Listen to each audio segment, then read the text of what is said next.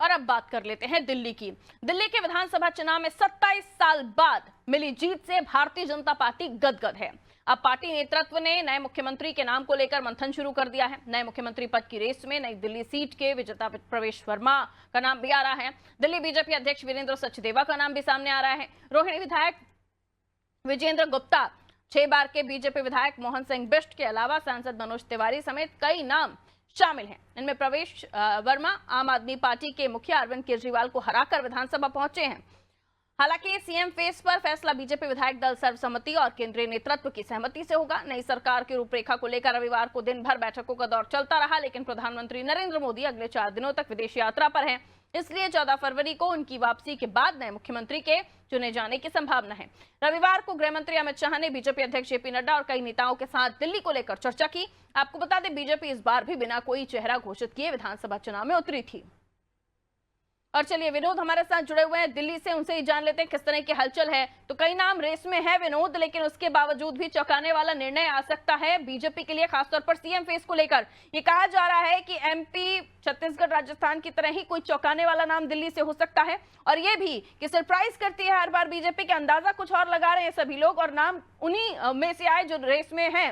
किस तरह की हलचल है, क्या लगता है आपको? बात की जाए, जैसे जैसे विधानसभा चुनाव का रिजल्ट आया और भारतीय जनता पार्टी को पूर्ण बहुमत या परसेंट बहुमत के साथ जीत हासिल हुई, तो उसी समय पे दिल्ली सीएम चेहरे के अटकलें लगाने चालू हुई। जैसे अभी आपने कहा कि नई दिल्ली से जो अरविंद केजरीवाल को हराकर विधायक बने हैं प्रवेश सिंह वर्मा, उनका नाम भी है। वीरेंद्र सचदेवा दिल्ली प्रदेश अध्यक्ष, उनका नाम भी है। सांसद मनोज तिवारी का भी नाम है। साथ ही अगर बात की जाए एलओपी विजेंद्र गुप्ता का भी नाम है। मगर कहीं ना कहीं अटकलें ये भी है कि इस बार दिल्ली में सीएम चेहरा कोई महिला भी हो सकती है या कोई दलित चेहरा भी हो सकता है। तो ये मगर सारा निर्णय अगर बीजेपी की बात, भारतीय जनता पार्टी की बात की तो शीर्ष नेतृत्व पर छोड़ दिया गया कि जो शीर्ष नेतृत्व फैसला लेगा या विधायक दल फैसला लेगा उसी पर मोहर लगाई जाएगी।